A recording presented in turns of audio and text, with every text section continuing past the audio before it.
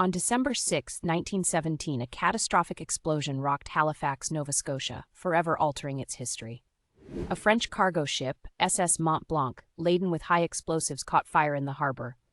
The resulting blast was equivalent to approximately 10 kilotons of TNT, obliterating the entire harbor area and devastating the city.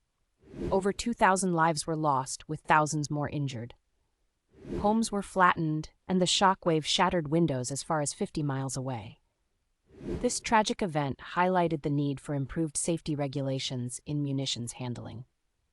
Despite its magnitude, the Halifax explosion remains a lesser-known disaster, overshadowed by other historical events, yet it serves as a remembrance of resilience and community strength.